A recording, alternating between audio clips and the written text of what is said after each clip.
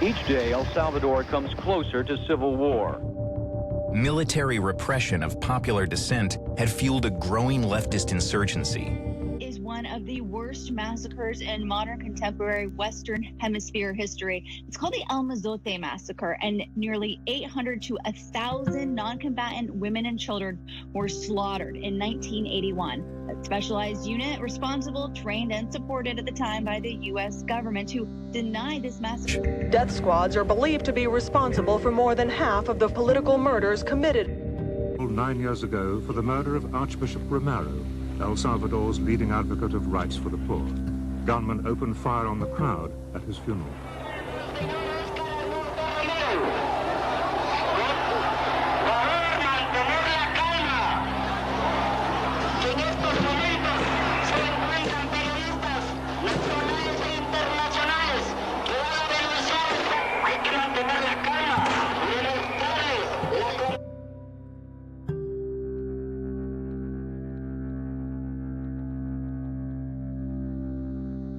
In my podcast episode today, we're going to be discussing one of the bloodiest wars that broke out in Latin America. And yes, I'm going to be talking about the Civil War that happened between 1980 and 1992, when El Salvador, its own citizens, uprose against its own government. And I'm also going to be discussing the United States' involvement in all this. I must say, guys, that initially I remember looking and reading into the different, because I really love reading about current world events, and I remember thinking to myself while I was reading, why do I keep running into El Salvador Civil War? That every time I'm researching, okay, well, the United States is funding this foreign war, the United States is funding that foreign war. But somehow, along the way, the Salvadorian Civil War kept getting referenced. You have to understand, like, a little bit of context behind why I wanted to research into this and why it means so much to me is because I come from two cultures. I'm half Mexican, half Salvadorian, and I grew up a lot around my Mexican side of the culture, but I knew little to nothing about my Salvadorian side of the culture. And I admit, growing up, I didn't really see that as a problem. And it isn't necessarily a problem because, above all, I identify as American because that's my land. It's where I was born. But I remember after running into the Salvadorian Civil War so much, I said, okay, fine. And I remember saving some documents online and saying, okay, I'll go over the Salvadorian Civil War eventually. And then last week, my sister, she decided to make desserts and she told me, hey, will you watch this movie with me? And I said, what's the movie about? And I swear, it's like my jaw dropped because I had literally just saved documents about the Salvadorian Civil War. And she said, it's called Innocent Voices. And I said, well, and she described to me that it was about the civil war that happened in El Salvador and sort of what happened to all the people there. And I told her, sister, I literally had that in my to-do list of things that I need to look into. And I said, sure, why not? And mind you, I'm over here prepping. This podcast episode was supposed to be on human trafficking, about the Health and Human Services Department, the HHS. But then I sat down and I watched that movie. And what I saw, I could not believe. And I admit, guys, today, this podcast episode is disclaimer. It's going to be very graphic. I am going to show pictures of what happened during that war. And this is not for the faint of heart. This podcast episode is the realities of the world. As a Christian, it really opened up my eyes as to wow, we really, us people in the United States, have no idea what it's like to live in war and to have our country just war torn, to be seeing dead bodies around, that we can get up and leave. And yes, though the chances of violence or car accidents happening is very much a thing, that we don't have to worry about the military being in the streets and threatening to hurt us, kill us, torture, and we don't have to watch our children die in front of us, because of civil war going on. And God forbid, my biggest prayer for the United States of America is that we never have to reach a civil war, because a civil war is nasty, it's bloody, it's our own people against our own people.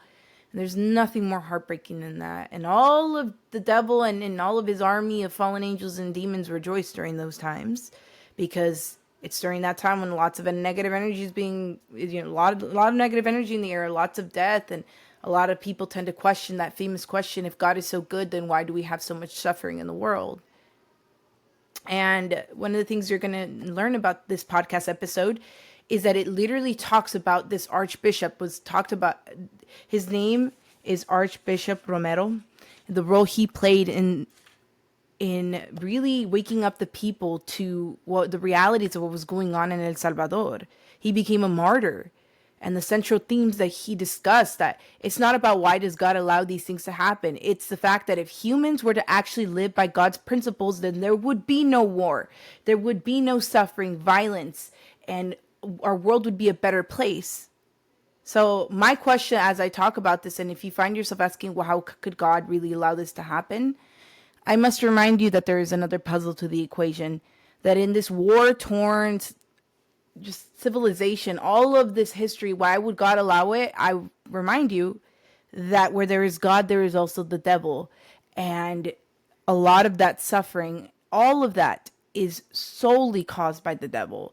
Because what is of God is good and pure. And if we lived by those principles, we wouldn't cheat. We wouldn't hurt each other. There wouldn't be human trafficking.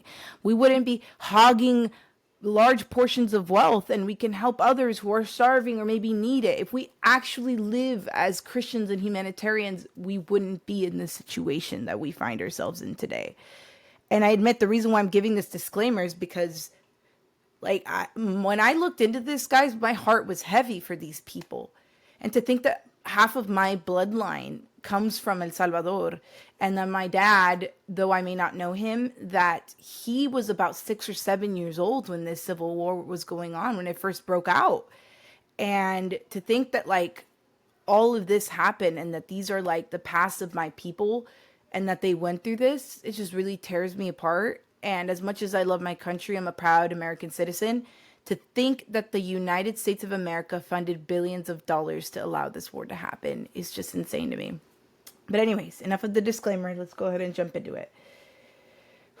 My apologies if at any point I get really intense, because I still cannot believe the stuff that I read. Okay. Here's a little bit of history in El Salvador. So El Salvador initially was conquered by the Spaniards, and around 1821, El Salvador gained freedom from Spain. And then as the years went on, of course, they were developing their own societies, figuring out how we're going to vote, they weren't quite where the United States was, but they were heading towards that direction. But then from the years of 1930 to 1970s, El Salvador started to become a little bit more corrupt. We had a lot more extremists on the right, a lot more extremists on the left. And then the common themes that I started to notice is that the elections were very frequently being accused of being rigged. And don't get me wrong. I mean, look at our own country, guys. We have it where Donald Trump says the elections are rigged. And then when Donald Trump wins and the other side says the elections are rigged, that's always a common theme within history. But what we have to understand is that the way the government worked in El Salvador was that only certain people were allowed to vote. And even then, even if the majority of the votes happened that they were in favor of someone, then it doesn't matter if the vast majority of the people were in favor of a certain person. The government could go in, and the military as well. This was just insane to me, that the military themselves could have an influence and go in and say, hey, this person's not going to end up being the president of El Salvador. We're going to put this person in place. And the issues that they were running into in El Salvador during these times of 1930 to the 1970s, which led up to the Civil War, is that the people felt like they had no voice. And then I think for a very large portion of the time, there was extreme right-winged individuals who were constantly being elected to become presidents. And the issue that they were running into with that is that during this time, a lot of those beliefs of what was going on is that the oligarchs in El Salvador had the vast majority of the wealth. And during this time, guys, if you remember, it wasn't just El Salvador. In the United States, we were all going through this during the time of the Soviet Union, where communism was a big thing. And that during the Soviet Union, they took private property from the people, right? And they distributed it in the way that they thought it should have been done. They ended up with dictators, right? We had Stalin, we had all of the stuff that was going on during that time, right? And during this time of the 40s, the 50s, 60s, 70s, the United States is going through Cold War. All of the country, it's like the word communism was like as bad as like, you know, now if I were to accuse someone of being a Nazi or to be a Hitler supporter, it's like, oh my gosh. And like, it invokes violence within people, right? Because when you put a name, if the government can put in a name to something and then label it, slap it on with a negative label, promote it in the media, ooh, communist is bad. So I don't want to be called a communist. So like, what can I do to be prevented from being called a communist, right? So during this time, what they said is that because the people, they were going through a lot of kind of oppression, truly, from their own government, because not only were they poor, here are a few things that they were running into during that time. So El Salvador had parties such as, say, the National Coalition Party or PCN.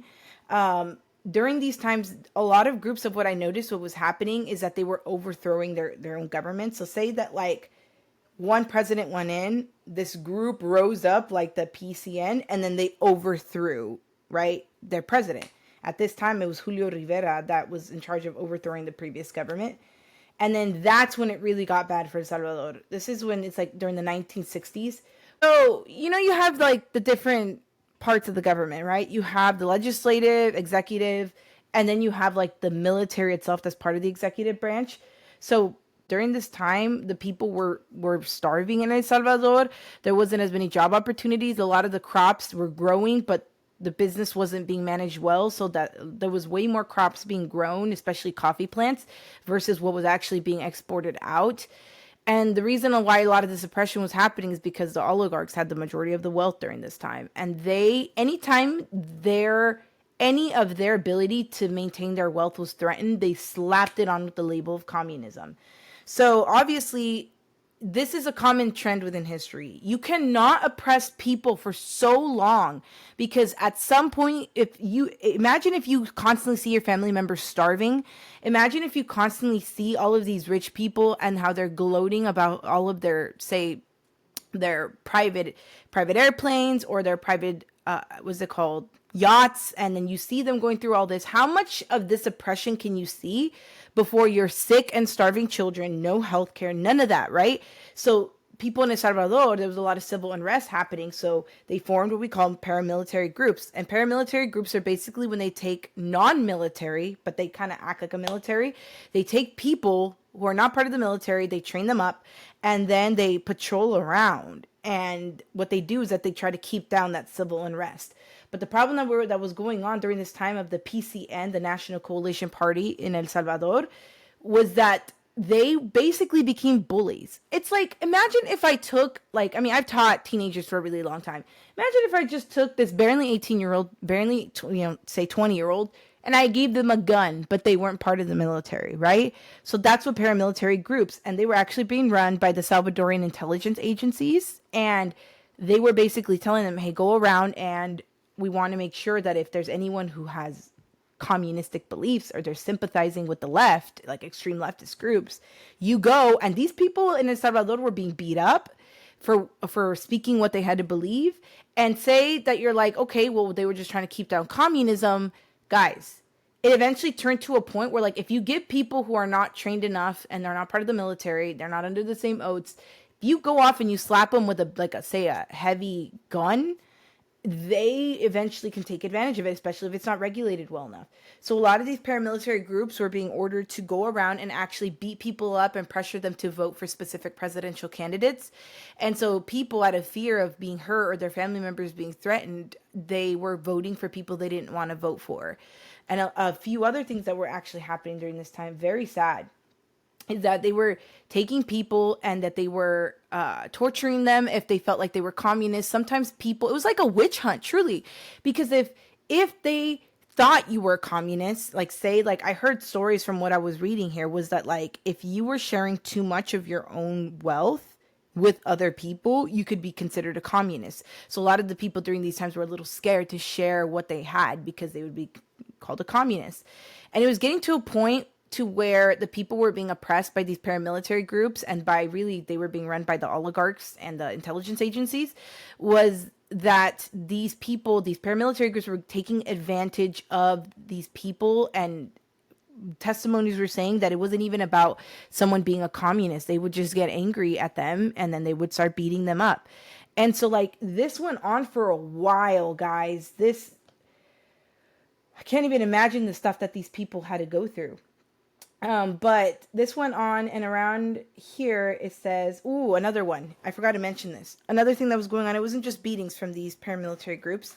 They were also doing extrajudicial killings. Now, I really had to look this one up. Extrajudicial killings is basically when, say, someone is being accused of being a communist, and instead of taking them before a judge or a court, they actually take them and then they execute them publicly in front of people, completely getting rid of their right to being able to be in front of a court. All of this stuff was going on during this time in El Salvador. Like, picture all this oppression, the starvation. It's only a matter of time. It was like a ticking clock before these people were going to revolt against their government. Now, this part is crazy. Already as it is, this government's trying to figure out how to deal with the civil unrest. The military of the United States, the intelligence agencies of the United States decided, hey, it's time for me to get involved with El Salvador. I'm going to tell you right now, I love my country. But if there's one thing that I cannot stand, is because the United States wants to stay at the top of the game here, of being one of the superpowers, that they constantly tried to send billions of dollars of funding foreign wars. And now, right now, currently, the ones that the United States are funding is the war that's happening with Israel. We're sending billions of dollars to fund Israel, to give them weapons so that they can blow up children in the Middle East, so that they can, and don't get me wrong, I'm not trying to defend what's kind of going on with these extremist groups, such as Hamas, how they're threatening the United States. But we're funding the death of these people, and it is horrific to see what's going on over there. And I will always feel that way. United States has sent billions of dollars to Ukraine as well in the war between Ukraine and Russia. And I feel like we can learn a lot from what happened in this war with El Salvador. And during this time, it was President Jimmy Carter. Jimmy Carter was under a lot of pressure because the Soviet Union was spreading communistic beliefs. And so out of fear and paranoia, Jimmy Carter started to notice what was sort of going on during this time in El Salvador.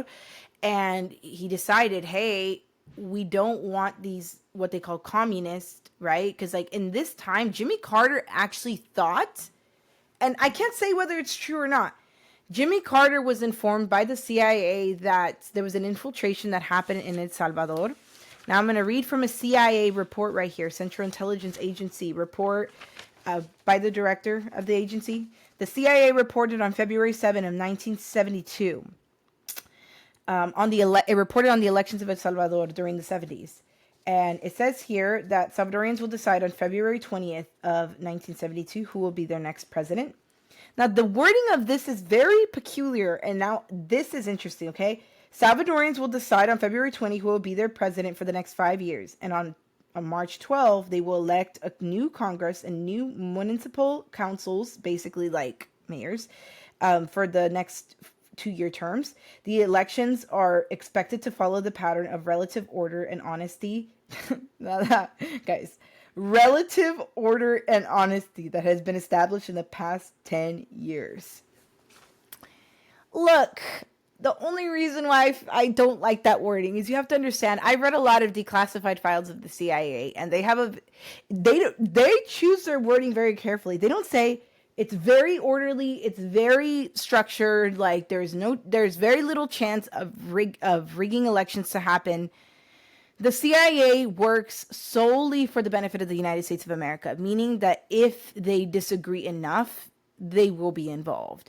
And if they want to cover something up and they like the way something is going, they're going to say words like relatively and for the most part, and like words that sort of cover up the corruption. And here it's saying that it's relatively orderly and honest, the elections of El Salvador. And yes, the CIA goes, that's their job, is to go see what's going on in other countries and report back to the United States of America. And what it says here, going to the second page of this report, skipping over, it says, this is what was reported. The second strongest group, because what they're saying is that it's not likely that this group is going to win, but they were worried because there's a second strongest group. It's called, and it's the National Opposition Union, the UNO. And then this is what was reported, that it's a leftist coalition of Christian Democrats and two mini parties, one of which is communist infiltrated. A particular concern to the government is a rightist opposition, which, although small, could siphon off some government's past conservative support. So they're concerned because they're saying that this Christian group that is the second largest, most popular party likely to be elected in El Salvador, that they believe were infiltrated by communists. More specifically, in other reports that were done by universities, I have a few here that I'm going to be reading, but they were especially alluding to the fact that they believed that the Soviet Union and Nicaragua and a lot of these countries, that they were spreading communistic propaganda, and that this is exactly what the presidents, Jimmy Carter and specifically Ronald Reagan, is that they were saying that El Salvador is far too close to the United States. So in the justification of, for national security purposes, to prevent Soviet Union ideas from infiltrating closer towards the border of the United States, they're going to be involved in this war. So Jimmy Carter was facing a lot of pressure in his administration during this time so that they can send money so that they can prevent these extremist, quote unquote, communistic groups, Soviet Union propaganda, right? That they can prevent those groups from uprising, right? But continuing to read on. So they're saying, okay, we have this communistic infiltrated group. What's next? Now, all this to say, the reason why I wanted to read this declassified file to you guys of the CIA is because our government was actively keeping tabs on what was going on in El Salvador. And they very much cared who was going to become the president of El Salvador. And this was a big problem. What I'm trying to say is that I truly believe that El Salvador should have figured it out on their own. The United States constantly getting involved and saying, we have to make sure that we file reports to make sure that whoever's in presidency isn't spreading propaganda because of their fear of the Soviet Union and communistic beliefs.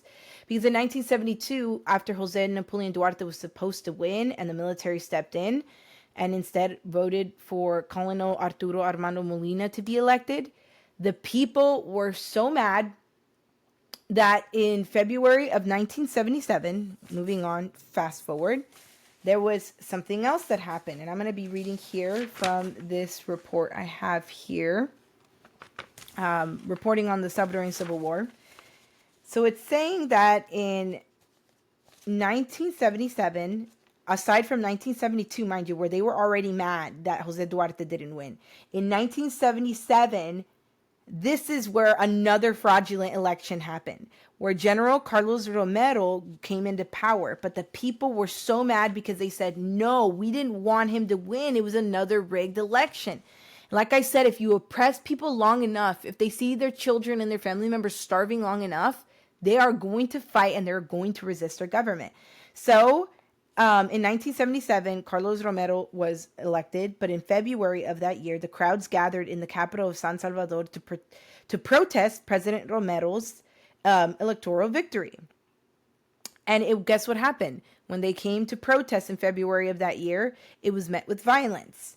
And the military opened fire on the crowd, killing protesters and bystanders alike.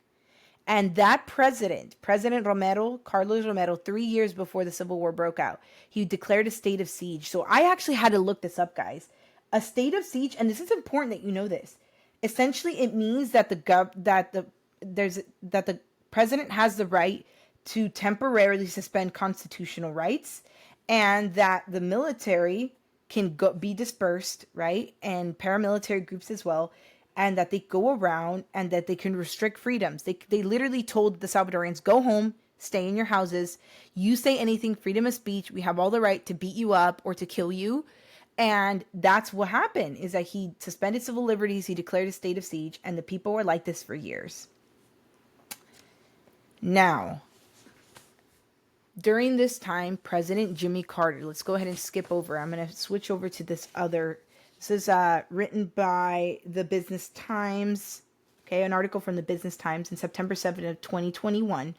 How did the United States cover up its role in the involvement of the Civil War? So during this time, we had presidents being overthrown, And we had a right-winged military called the Junta around the 1980s. And the left wing, which was called the Farabundo Martini National Liberation Front, these two were in very big conflict with each other. And remember, during this time, we had these paramilitary groups that are going around beating people up, killing, raping, doing all these things, right? And so during this time, Jimmy Carter was sending money to El Salvador.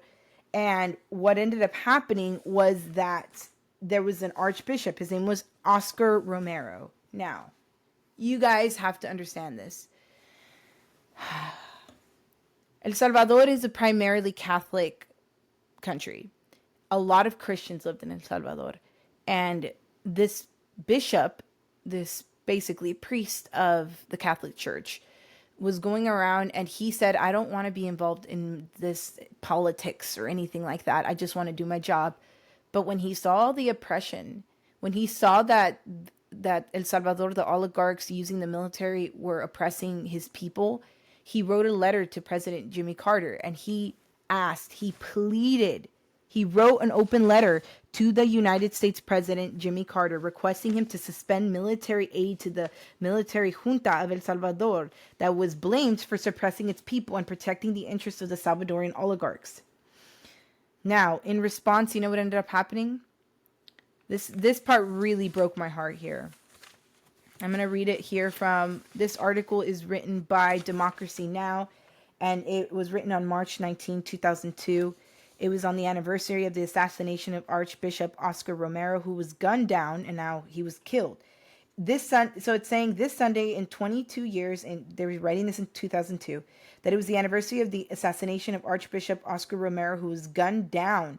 Wow, this part is like, whoa, like, bro, to me, this really bugged me. Oscar Romero was in in a cancer hospital. It's called the Divine Province Cancer Hospital in San Salvador. And he was giving a talk and he was telling people who were in the military, guys, like, and the reason why they were there is because there was so many people that were dying. And he was saying, we need to stand up against our government. We need to not give into all of the violence. And that if we lived by God's laws, then we wouldn't have this violence. And he was encouraging those that were in politics and the military to fight against their government so that we can stop the oppression from happening. And then he was shot. He was killed by two assassins. And then an investigative report was launched. And what they discovered, guys, was that those two assassins were trained in the United States of America. It's in the School of Americas. That is a school where so many of the worst assassins all over Latin America were trained, and that the United States is responsible for training them. United States trained these assassins that later on went and killed this archbishop who was literally like a saint, so precious in the eyes of the people. When he became a martyr, that truly is what caused everyone to become so angry, so like that was the last straw. And that happened in 1980. And so, guys, after that assassination of this archbishop in March 24 of 1980, while he was giving this sermon, that was it for the people. And then fast forward, it was time everyone was heartbroken about what happened to the archbishop, and the people got together and they actually did a memorial service. So it was the funeral of the archbishop, and the assassins didn't stop there. During the funeral, while the people were mourning, his funeral at the Cathedral of San Salvador, attended by more than 250 mourners. Over 250 people of El Salvador were there crying in the funeral of this archbishop who was, all he wanted to do was preach the message of against oppression of people. And guess what? They were targeted by the military. Bombs were set inside of the cathedral. People were blown up in the cathedral for showing up to this archbishop's funeral. Snipers were firing and at the fleeing crowd, killing 30 people and 30 and 50 people between there, 30 and 50 people. The massacre at this funeral. This archbishop was murdered in the middle of a sermon at a cancer hospital. all funded by these assassins that the United States trained in the School of Americas. The funeral, over 250 people attended mourning this archbishop who was so precious to them. And they were blown up while they were in the cathedral. They were shot at by snipers. The massacre of the funeral was horrible, that it led to I don't know how to pronounce it. So people who, what I noticed about looking into the Salvadorian War is that if you were against the government and the military during that time, you were labeled as basically extreme communist, or you were a guerrilla, meaning that you were like against the government, right? So a guerrilla leader named Ana Guadalupe Martinez basically summed up that this led to the formation of the FMLN, or otherwise known as the Farabundo Martini National Liberation Front. And this is what they said: we either take the struggle into the open, meaning fighting against our government, to the mountains, or they will kill us all here in the city. This is Jimmy Carter era funding, and they wanted to make sure that they were funding the junta military, which was killing their own people. Again, all trained by the United States government. And Jimmy Carter left office. Ronald Reagan came in, and he took over in 1982. The United States increased, and this is what Ronald Reagan said. This is, and I quote from Ronald Reagan, while I'm moving around here with all my documents here. Okay. This is what Ronald Reagan said. In his 1984 speech welcoming the new Salvadorian president, Jose Napoleon Duarte, into power, discussing the U.S. policy in Central America, United States President Ronald Reagan stated his belief that communism in Central America poses a threat that 100 million people in Panama to the open border on the U.S. could come under the control of the Soviet regimes. As a result of the fear pro-Soviet regimes, Reagan suggested in the same speech to increase that it can increase the level of U.S. security assistance to defend against the violence of the extreme left and right. This is all during the Civil War. And Ronald Reagan, other famous quotes that he has said is that if we don't stop these extreme communistic groups in El Salvador, it's going to come. He literally said, El Salvador is not that far from our border, so let's send billions of dollars to El Salvador's military so that they can gun down their own people. The Civil War lasted 12 years, guys. 12 years. And guys, in those 12 years, I'm going to give you some statistics here. This really, really shattered my heart here. It lasted about 12 years. More than 8,000 people went missing during the Civil War of El Salvador. Between 1980 and 1992, more than 8,000 people went missing. More than 75,000 people dead. 500,000 people fleeing their countries. Mind you, a lot of the people who died were children.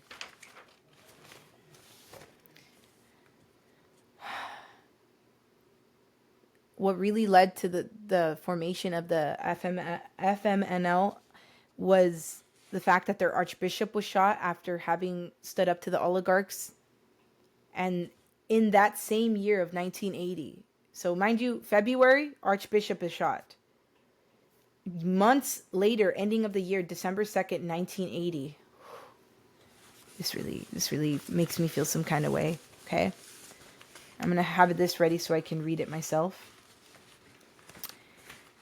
On December 2nd of 1980, 3 nuns, Ida Ford, Mara Clark, and Dorothy Cazell. Mind you, these are United States nuns.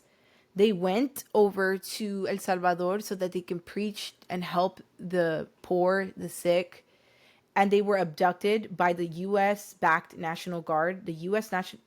It's the National Guard of El Salvador, which is backed by the United States, and they abducted these 3 nuns.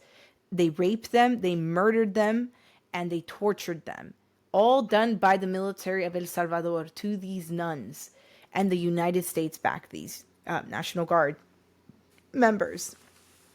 Now you have to understand that word got around, and news media outlets started posting about these nuns because they're U.S. citizens. These nuns were raped, and the United States is funding it. And for a little while, President Jimmy Carter stopped funding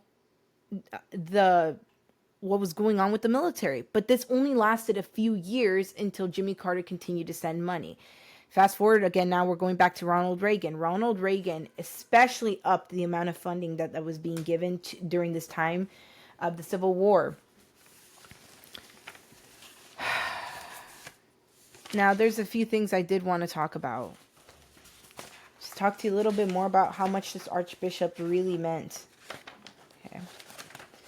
Here's what he did. The Archbishop began as an aloof conservative who was content with not getting involved in political aspects of the country. During the revolution, he became the face of the revolution, spoke for the poor, and used his influence to promote a political solution to conflict. In Romero's last homily, which was broadcast throughout the country on the radio, he spoke directly to the military, fearlessly, asking them to disobey, that they were contrary to the law of God, and that thou shalt not kill. Archbishop Romero said this: if you are in the military, disobey your officials, because the law of God comes before all, and the Lord says thou shalt not kill. And he's encouraging this. And after his sermon, which marked a historic change in the role of the church during this time, not long after this sermon, he was shot dead on March 24, 1980. On that day, El Salvador lost its most revered leader in peaceful resistance to political violence. As a Catholic, Archbishop Romero's murder drew international media to the human rights abuses occurring in El Salvador. His actions and teachings were highly publicized worldwide as he was assassinated. He was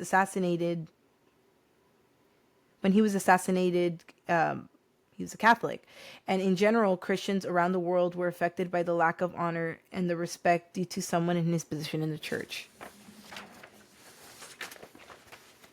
Imagine these people living in El Salvador. You're starving, you don't have enough jobs, you get beat up by these paramilitary officials. Your own government is oppressing you. You see all of these oligarchs, these rich people have the majority of the wealth while your child is dying due to lack of health care. The only person who's standing up for you guys as citizens of El Salvador is this archbishop who's literally fighting against the system and saying, you shall not oppress us any longer. He went as far as to write a letter to Jimmy Carter to say, stop giving the military of El Salvador money because they are literally using it to torture us, to oppress our people. And he does this speech encouraging the military members to revolt against the military, that God's law comes before all. And then he's shot and killed in March of 1980. Later that year, these 3 nuns are raped. Do you now understand why these people revolted? Why the Civil War started? Because enough is enough. And so that's what ended up leading to all of this stuff that was going on. And that's not even the worst of it. Guys, I have so much to share with you of what actually happened that day.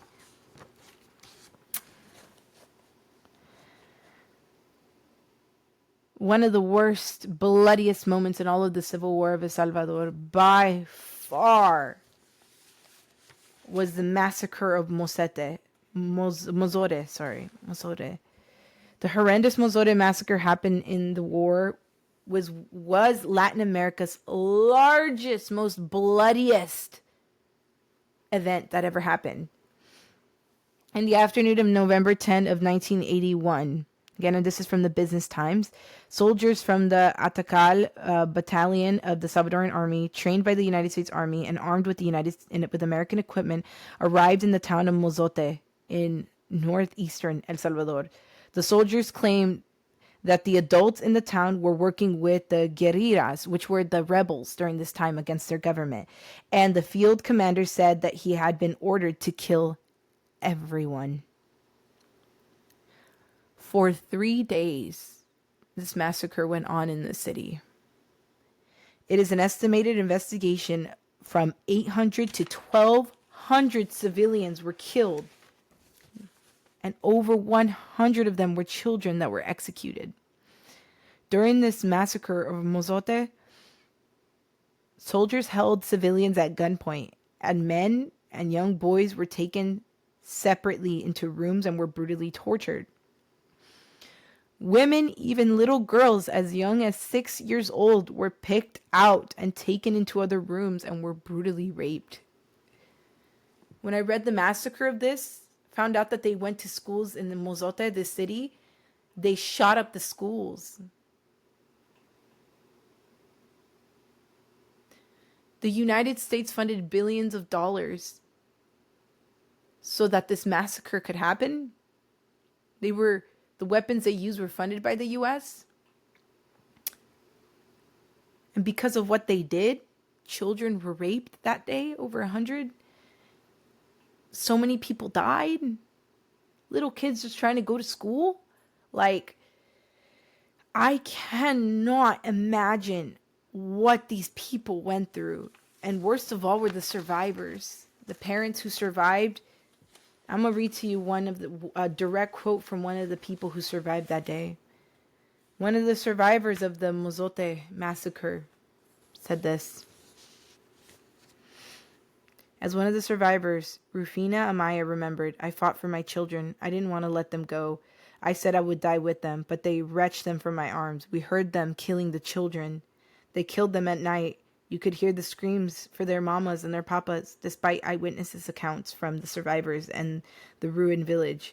When questioned about and this part really gets to me, when questioned about the events in El Mozote, the U.S. Department claimed that there was no evidence of a massacre. In the United States, congressional concern over human rights abuses in El Salvador resulted in the passage of legislation that required the Reagan administration to certify that El Salvador government was making progress in improving human rights before Congress was approved aid. It took the massacre of thousands of Salvadorians in 3 whole days. 3 guys. Could you imagine if our own military came to the United States right now and gunned down, say, the city of Los Angeles for 3 days straight? And to think that another government funded that, that's what the United States did to El Salvador. They funded the brutal torture and rape and massacre of the city of Mozote.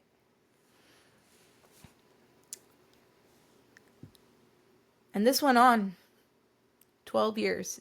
Over 75,000 people dead. Over 1 million fleeing their country. So many missing people.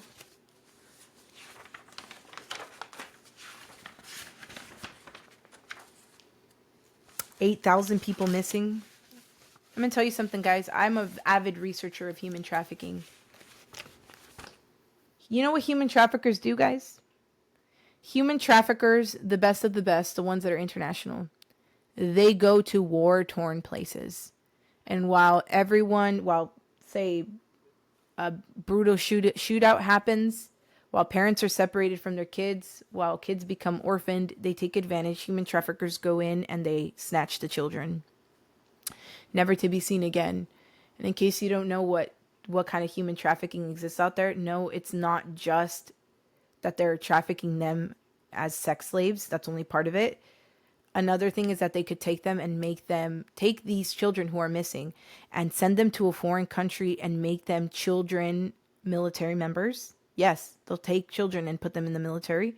During this time, during the Civil War of El Salvador, they were taking a lot of kids from their parents, and that the government was requiring children of ages 12 years old and above so that they can join the military, so that they can fight and shoot their own people, to fight against the guerrillas, which were the rebels during that time. And aside from that, these people that went missing, another common human trafficking thing of these poor 8,000 people who went missing, right, is that they can use them for organ trafficking as well. So many labor trafficking, they can be stolen, taken to another country. Now they're working 14, 16 hours a day until they collapse and die of illness or the horrible work conditions. This is the reality of El Salvador, guys, and I'm going to end with this. The reality is that the School of Americas, which the United States was responsible for, They trained the assassins that actually went and they killed this archbishop. What happened that day when this archbishop died? And that's what I'm going to focus on today. This article was written by the news outlet El Faro, which went and actually interviewed one of the sole survivors who were in the assassin group that killed Archbishop Romero. There's a few things I'm going to point out. I'm going to read the first page. Major Roberto de Abuson participated in a conspiracy to assassinate Archbishop Romero, although the son of the former president. Oh, you remember that same guy, Molina? President Molina? His son provided the sniper who killed Archbishop Romero. And Captain Alvaro Saravia asserts this. He was there. He's part of the assassination squad. Now, Saravia has been a pizza delivery man and used car salesman and a drug money launderer. But now he's burning in the hell he helped to create from killing during the time when he was killing communists for a sport. I'm going to be honest with you guys. Captain Alvaro Saravia, I don't know how to feel about him. Because I'm going to summarize to you what happened. You know how they say what goes around comes around, and that my mom used to always tell me that don't feel envious towards people who do evil things, because life always repays them back. But nobody leaves this life without having paid back what the evil that they've done in this life. That being said, what happened at Alvaro Saravia, who was part of that assassination squad, I would not have wished on my worst nightmare, on my worst enemy, because he really ended up in a really sad place in life. So let me summarize some of the things that happened. So in that squad, let me explain what happened reading this article. There was a sniper. There was a group of people working security, and Saravia was responsible for the security group. He didn't actually shoot the gun, according to his testimony. But when the assassination of Archbishop Romero happened, Saravia fled El Salvador. And they asked him, like, if you didn't shoot him, even though he was being accused of shooting the Archbishop, he said, I'm not the assassin. I'm not the assassin. And it wasn't until around 2024 when he actually came out and said, guys, like, I wasn't the one who did it. And they said, why did you flee? And this part was crazy to me. He said, why wouldn't I flee? This, by the way, he was the only one that got away of the group of, I believe, 5 or 6 of the assassination squad. He was the only one who got away. And this is what he said happened to those who tried to flee. Okay? It says the main prerequisite for living in hiding is that you are alive. 5 others involved in the crime in the assassination squad or in the covering it up were not able to hide. Of that group he was involved in, 1 was decapitated, 1 committed suicide, another disappeared, still another was killed at a highway checkpoint, and the 5th ended up torn up in pieces. He didn't shoot the gun, but he fled. I would flee too, because obviously all of these people are dying, all the people whom he worked with, and he fled because if not, he would be killed. And he said 30 years have gone by and it's still the same shit. I don't have anything to hide anymore. For what? How could I be any more screwed than I am now? Nothing. He said, I get the feeling that there's a conspiracy and that they really don't want to know who killed Romero.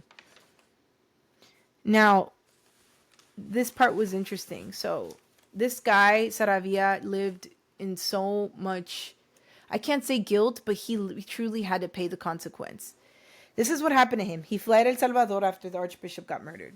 He fled to the United States of America. Homeboy didn't know how to read. Homeboy didn't know how to write. So what did Saravia do? Instead of trying to live a better life and saying, hey, I was part of the assassination squad, even though I didn't shoot the gun, I was part of the security team, maybe I can improve my life. You know what he did? Because he didn't know how to read or write, when you grow up in pure crime and you're a murderer, it's really hard to break those habits, not justifying it. But he became a money launderer for Colombian cartel. He didn't learn his lesson. And the United States indicted him, and they ended up having a warrant for his arrest because he was money laundering. And then he fled the United States, okay? And the crazy part is that when he did this interview, nobody knows where he lives. They met up in a location, and then he disappeared again. I want to let you guys know my heart really hurt for this man. It really did. Because he made a lot of mistakes. He killed a lot of people. But where did he end up in life? The way that this journalist described it is that he said that when he was going to meet up with Saravia, he expected a bigger guy, one who was like scary looking. When he looked at immigration customs, the picture of Saravia that was wanted for money laundering, he expected this really scary man. But who actually showed up was this skinny, gaunty, pale looking guy. He had an odor to him, and to be able to see him, the journalist had to travel several buses. He had to like go deep within a pueblo, basically a really small village. And the way that they described it is that village was like so smelly. It was like naked children were running around. A girl, while the journalist was headed to meet up with Saravia, pulled down her pants and was just pooping. And like it was like goo, meaning she wasn't eating correctly. And right away the flies were there. That women who were in their 30s in this village, that was all torn up and old, broken down, dilapidated buildings. And women who were 30 had missing teeth. Their boobs were saggy from having so many kids. And that's where Saravia ended up. He used to be all the way up here. He used to work for some of the highest politicians and military officials. And he had all the money in the world, all the women, all of that's paid for. He knew what it was like to be on top. And after Archbishop was killed and he fled, he ended up here in a village, having only the clothes on his body. He only had one change of clothes. He only had very few things and hardly any food to eat. The only food he got, funny enough, is that he used to kill people for trying to share food with each other because he called them communists, to ending up himself losing so much weight and starving because he had nowhere to go. He literally said that like after the assassination of the Archbishop that his own family disowned him. And when he did this interview, he hadn't talked to his kids nor his wife, that they saw him as Hitler. He hadn't spoken to them in 10 years. Could you imagine not having a home, that you're starving and the only people who give you food, it's like tortilla and salt, and that's if you're lucky. And you end up in a building that isn't even yours. It's constantly getting shot up. You're in a city where you're constantly seeing poverty. He says, now I understand. I had no idea that my people were going through this.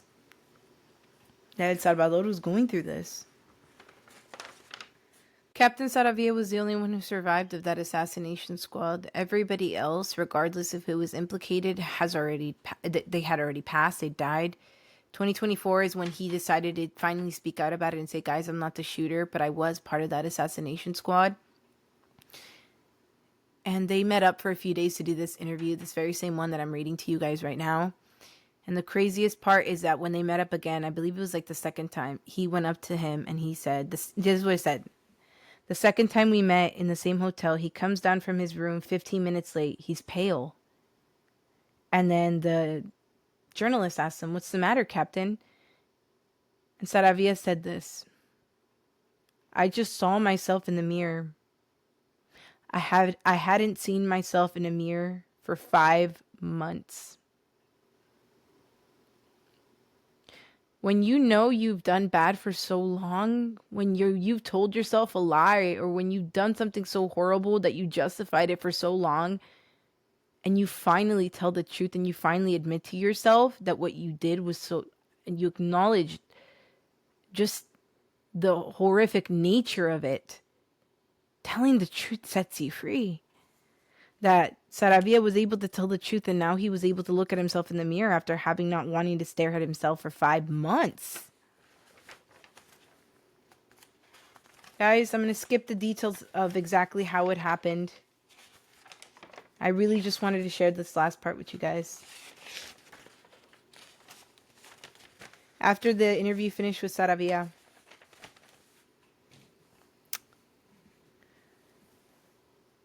the journalist said thank you, and Saravia said, can you take me to the nearest city nearby? Because remember, he's deep within this really torn up village.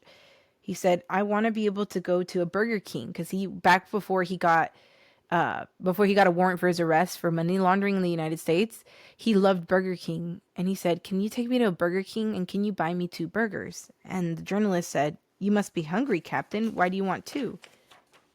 And then Saravia said, the other one is for tomorrow. I want to take it back to the mountain. And the journalist said, by the time tomorrow comes, it would have spoiled. And Saravia said, don't worry. Everything I eat is spoiled. This man has seen the higher echelons of society when he was working for these high politicians. The moment he was asked to be of this assassination squad, he wasn't the one that pulled the trigger. He was waiting outside of the church. When they asked him, why did you go if you weren't even going to be the one to shoot? He said, it sounds stupid, but I literally I was just curious to see what would happen. And that ended up, all of the people in that squad were murdered. They were dismembered, or they were shot or went missing. And he's the sole survivor, and that he's speaking out about it now. And that life really repaid him back with his family disowning him, and then him living in horrible conditions where he has to eat spoiled food. And only now did his eyes really open up to what the world was like. And I'm here to tell you guys, the reason why learning about this history and why why I feel forgiving in my own heart for Captain Saravia is because the ones who were truly responsible for this were the oligarchs of El Salvador and the United States government for funding that war. Several billion dollars, I believe it was $4 billion we sent to fund El Salvador so that they can shoot up their own people. Guys, I'm going to go ahead and say this. We can't, as a people, the worst thing we can do is stay quiet.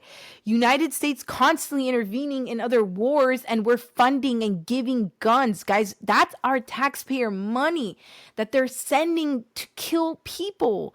And we cannot stay silent of this. Seeing what happened to the people of El Salvador just tore my heart apart. And let me tell you that if we do not stand up against this, it's going to keep happening again and again. And then slowly over time, I mean, looking at the Middle East, how they always have a cute way of framing it, that we need to stop communism. We need to fight terrorists. We need to do this. There's bombs in this place, atomic bombs, nuclear war can happen. And then we go and we send our troops, and hundreds of thousands of them at this point being sent to the Middle East. We destroyed and wrecked Iraq. We destroyed and wrecked Afghanistan.